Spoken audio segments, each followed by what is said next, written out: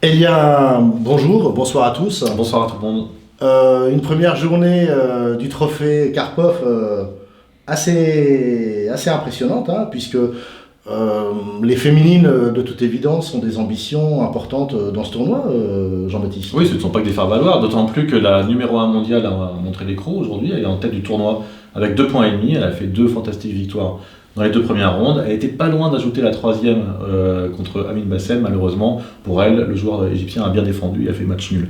Mais c'est vrai qu'elle a été impressionnante et à l'instar de ses collègues, elle montre qu'elles ont évidemment leur place dans le dernier carré.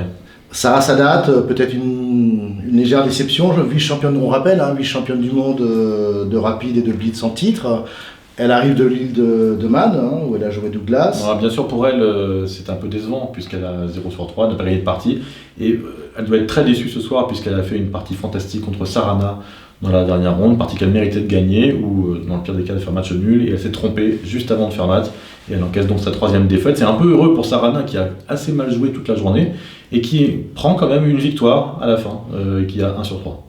Et les tricolores, Étienne Pour Étienne, ça avait plutôt bien commencé, puisqu'il gagne ce qu'on peut appeler un prix de beauté contre Sarana dans la première ronde. C'est pas le style d'Étienne, mais il a envoyé quand même une attaque phénoménale contre le joueur russe.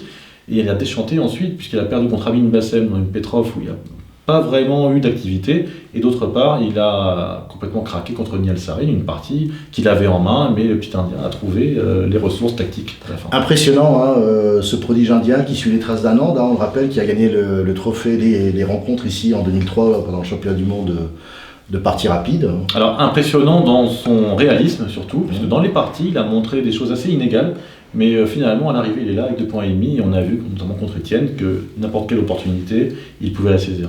Une belle journée pour débuter. Oui, c'est une belle journée, c'était très combatif. Dans les 2 premières rondes, il y a eu quand même 7 victoires blanches sur les 8 premières parties.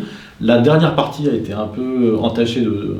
La dernière ronde a été un peu entachée de fautes, mais c'est bien normal, puisque quand même c'est un planning assez long. La première ronde commence à 14h, la dernière à 20h30, donc c'est quand même une longue journée sur le plan nerveux.